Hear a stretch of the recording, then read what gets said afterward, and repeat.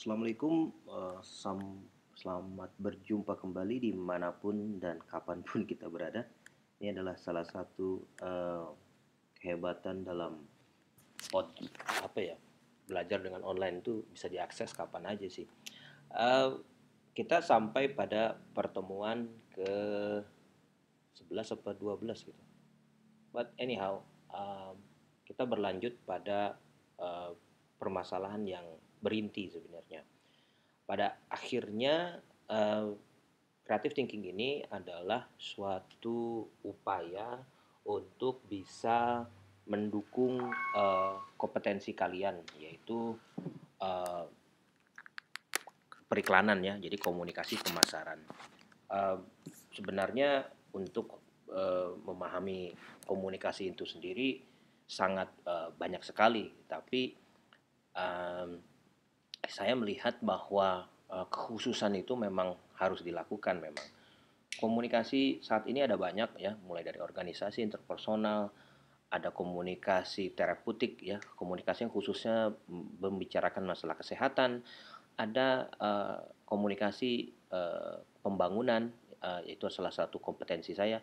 Ada ya Anda yang perdalam sekarang adalah komunikasi pemasaran, ada komunikasi internasional, dan saya kira banyak hal lainnya. Pada akhirnya memang kita bisa beranggapan bahwa komunikasi ini adalah jembatan yang menghubungi satu disiplin ilmu dengan yang lainnya. Semuanya adalah masalah komunikasi. Pada akhirnya memang komunikasi akan mengisi setidaknya 10 sampai 20% dari ilmu yang kita miliki saat ini, karena contohnya bahkan ilmu teknik, ilmu biologi, kimia sekalipun juga memerlukan disebut dengan komunikasi teknis, yaitu adalah bagaimana kita menyampaikan langkah-langkah atau hal-hal yang berkenaan dengan uh, teknis-teknis pelaksanaan eksperimen dan sebagainya. Kita tahu bahwa ternyata semakin kita menggeluti ilmu pengetahuan, tidak kemudian menyelesaikan banyak hal. Jadi bisa dikatakan bahwa progress is a myth. Jadi kemajuan itu mitos. Pada akhirnya kita masih dalam keadaan seperti ini aja. Masalah masih ada walaupun kita telah menempuh banyak perkembangan ilmu seperti itu. Kita sekarang akan membicarakan bagaimana komunikasi dan hubungannya dengan kreatif. Judulnya adalah How Can Communication Be Creative? So, the idea is that uh, zeitgeist gitu ya, ruh zaman itu sangat dipengaruhi oleh nilai-nilai, dan nilai-nilai inilah yang kemudian bisa kita ambil sebagai ruh zaman. Tahun 90-an contohnya adalah di mana masa berjayanya kapitalisme, di mana iklan itu di mana-mana. Bagi kalian yang mungkin bisa mengingat tahun 90 di Indonesia seperti apa, tapi sebenarnya di Indonesia juga menarik sebenarnya. Tahun itu adalah kita mengambil materi-materi dari tahun 80 sebenarnya, karena kita punya keterlambatan untuk mengembangkan untuk menerima isi-isi konten gitu ya. Tahun 80 juga agak berbeda dengan 90 dan 70, 60 dan sebagainya. Karena itu mengacu kepada budaya-budaya tertentu. Komunikasi pada saat ini mencapai komunikasi yang mana digeluti sebagai sesuatu yang sangat penting gitu ya. Dan pada akhirnya penyesuaian-penyesuaian inilah yang harus kita pahami tiap hari gitu. Apa yang sebenarnya merubah uh, perilaku manusia pada saat ini ketika analog berubah menjadi digital gitu. Era digital ini juga sebenarnya sudah melampaui batas perkembangannya. Artinya kita tidak membicarakan komputerisasi, tapi ekses dari komputerisasi itu. Kita tahu ada Pilpres 2019 dan kemudian keadaan sekarang ya, ada COVID-19 yang kemudian sangat mewarnai gaya komunikasi kita gitu. Balik lagi semua itu adalah antara komunikasi itu dilandasi oleh tiga nilai ini gitu ya. dan juga ada dua nilai lainnya, yaitu adalah berbasis teknologi informasi dan berbasis komunitas. Sekarang bagaimana kita tahu bahwa kita sudah menjalani hirup era digital ya? Ini yang paling penting, kita mengkonsumsi sekaligus berproduksi. Walaupun sekarang kita sudah masuk ke era 4.0 atau otomasi, kita kayaknya belum bisa memahami prosumen, yaitu produksi dan konsumsi ini dalam konsep-konsep yang lebih luas. Saya ingat sekali bahwa kayaknya baru kemarin gitu ya, kawan-kawan menemukan cara untuk uh, itu ya menjual barang lewat sosial media. Sekarang kita bisa lihat di sosial media itu berbanjir barang-barang, bahkan Instagram dan Facebook sudah membuat marketplace-nya sendiri, walaupun agak acak-acakan gitu, tapi itu diserahkan masing-masing kepada pemakainya. Di Indonesia sendiri marketplace sudah ada yang lebih khusus seperti Tokopedia dan Bukalapak. Tapi again, sekarang kita sedang memasuki era yang sedang terus berkembang. Di Facebook sekarang sudah ada mata uang Libre, yaitu cryptocurrency yang digunakan di mana-mana. Saya akan bercerita bagaimana dua orang ini, Eric Schmidt dan Jonathan Rosenberg, memimpin Google tahun 2016, dari 2014 sampai 2019 kemarin. Mereka sudah selesai gitu ya, dan sekarang mereka menjadi penasehat utama dalam Google. Mereka merasa bahwa apapun yang mereka pahami selama ini itu ternyata keliru gitu ya. Mereka punya perencanaan, mereka punya apa, tapi pada akhirnya ini ya kesesuaian itu. Ketika mereka tahu mereka tidak bisa menyesuaikan dengan zaman gitu, mereka tahu mereka harus berubah. Jadi selama ini yang mereka pahami seperti yang dikatakan oleh Eric dan Jonathan, mereka itu ternyata salah.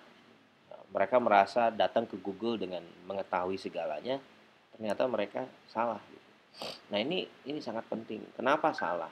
Dan sepertinya saya pernah juga memperlihatkan filmnya The Intern gitu ya. Mereka juga menggunakan Google sebagai model perkembangan zaman, karena pada akhirnya sesuatu yang tidak berubah itu pasti mengalami kegagalan. Tidak bisa kita menerapkan sesuatu yang sama di suatu tempat yang beda. Jadi mungkin aja kita bisa berspekulasi bahwa oh ya kurang lebih ini sama, tapi menurut saya apapun itu adalah selalu beda. Menurut saya oke, kita bisa aja menggunakan cara yang sama, tapi kita akan dinilai oleh orang lain sebagai orang yang sangat kaku, pragmatik gitu, tidak luwes. Dan saya yakin orang yang menggunakan cara-cara lama ini akan terus mengalami frustasi, depresi, dan stres. Karena mereka memaksakan sesuatu yang bukan pada uh, uh, tempatnya gitu. Saya tidak mengatakan Anda tidak boleh melakukan itu, tapi saya mengatakan bahwa kalau kalian tidak mengupdate cara atau terbuka dengan cara-cara baru ini, kalian akan mengalami suatu proses yang sangat berat, sangat lama, dan uh, dan saya tidak yakin uh, itu bisa membuka hal-hal baru gitu. Menurut saya uh, cara seperti ini ya, menggunakan cara-cara lama ini akan akan pusing gitu. Tapi saya tidak mengatakan bahwa cara yang baru ini juga akan mengalami kepusingan gitu, karena orang juga tidak ingin berubah pada intinya gitu. Kenapa demikian?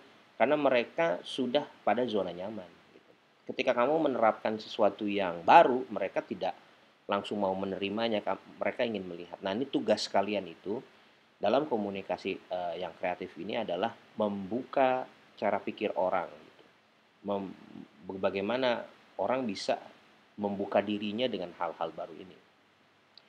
Uh, Menurut saya tidak ada yang instan gitu ya.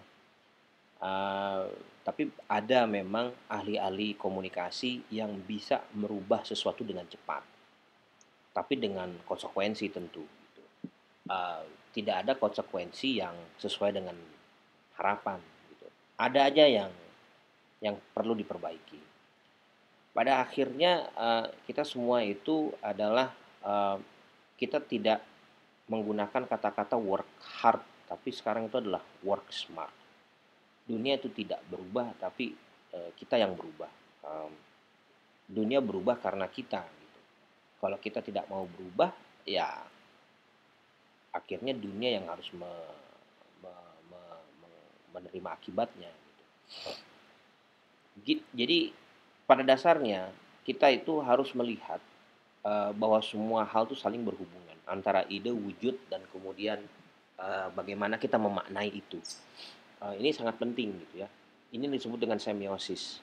Adalah secara kalau kita memiliki otak dan jaringan otak gitu ya, dengan kita lihat sebenarnya pada pada kenyataan kita semua memiliki jaringan ide, gagasan.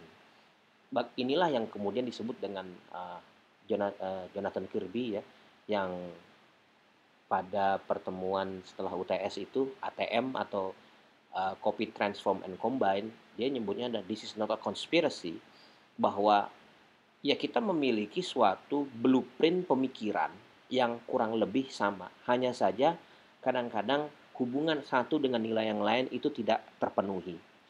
Hubungan yang tidak terpenuhi inilah yang kemudian kita sebut dengan konspirasi. Kita punya firasat kuat bahwa ini memiliki hubungan, tapi kita melakukan lompatan yang sangat luar biasa gitu. Lompatan inilah yang goib gitu ya.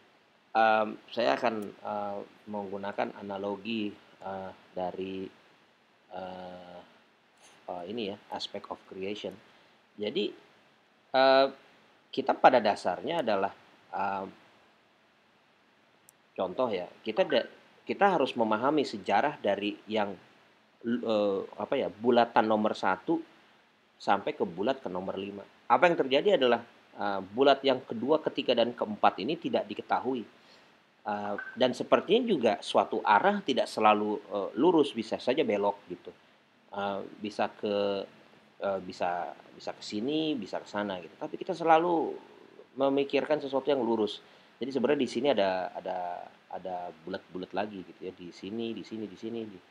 Jadi kita selalu menggunakan suatu berpikir yang linear ini yang kemudian menjadi masalah. Uh, Komunikasi kreatif itulah yang sebenarnya mencoba mengisi kekosongan ini dan kemudian mengalihkan ini kepada yang lain.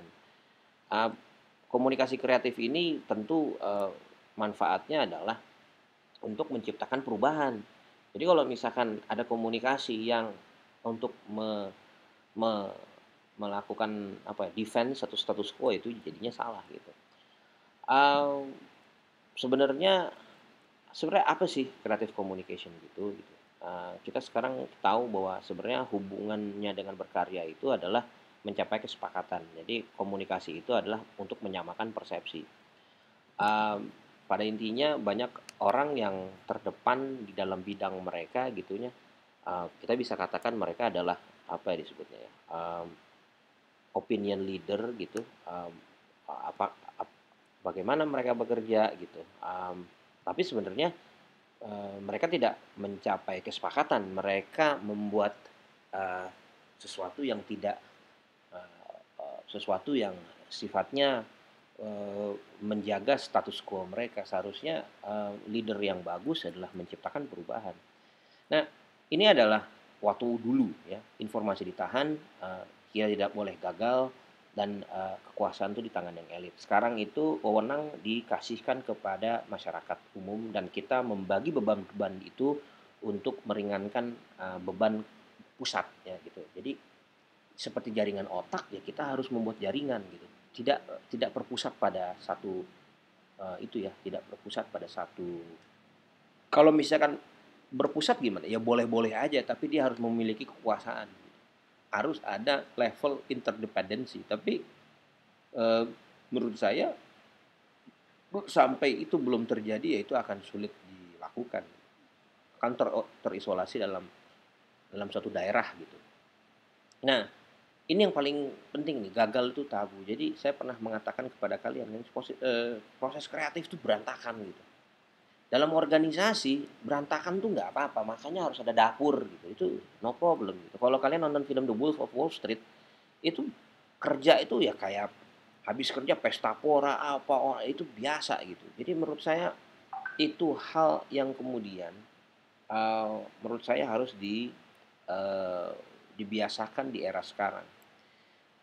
Kadang kalau kita menahan informasi dan memegang kekuasaan di tengah gitu ya, ya kita akan mengalami kegagalan kenapa? Karena kita tertahan untuk terus berpikir berunding gitu. Pada akhirnya kita memang harus mengambil action. Walaupun action itu adalah sesuatu yang akan salah atau gagal gitu. Menurut saya yang penting adalah kesepakatan gitu. Kesepakatan ini yang harus diambil gitu. Kadang orang mengatakan, oh oh, kita harus menang, oh kita harus sepakat dulu gitu. Kita mau kalah mau menang yang penting kita sepakat dulu. Dengan demikian orang juga akan terdorong untuk mencari yang terbaik gitu. Menurut Anda gimana ya? Menurut saya sih kita akan mengalami kegagalan gitu. Terus apa yang kita harus lakukan itu, nah kita tidak mengatakan apa yang harus dilakukan, tapi kita mengindikasikan apa yang akan kita alami gitu. Inilah yang kemudian disebut dengan direktif itu ya, antara kreatif dan sikap ini. Saya pernah memberikannya kepada bahan ini minggu lalu. Jadi pada intinya adalah kita harus terus mengimplementasikan antara pikiran dan manifestasi. Di sini sebenarnya antara pikiran dan benda, tapi pikiran dan manifest dan mewujudkan apa isi pikiran itu. Dan intinya adalah ini ya, eh, apa namanya, leadership. Jadi creative communication itu kuncinya adalah pada kepemimpinan. Jadi kalian pada akhirnya harus bisa memimpin. Ini yang orang mencoba interpretasikan. Menurut saya memimpin itu adalah keunggulan. Kalau kalian tercipta atau misalkan bernasib untuk unggul gitu, ya Anda udah jadi pemimpin. Sesimpel begini sih. Kalau Anda udah jadi kakak kelas cutting gitu ya, ya artinya Anda udah jadi pemimpin terhadap adik kelas kamu. That's it gitu. Itu sesemudah itu gitu. Tidak tidak harus oh saya harus unggul di sini harus tidak harus.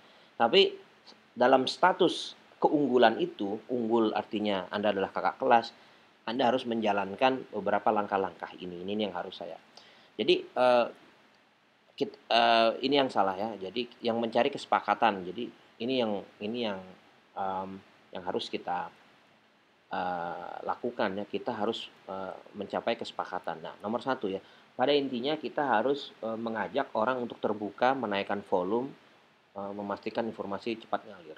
Jadi kenapa kalau saya ngobrol dengan mahasiswa gue gitu, itu supaya mereka tuh terbuka dengan saya.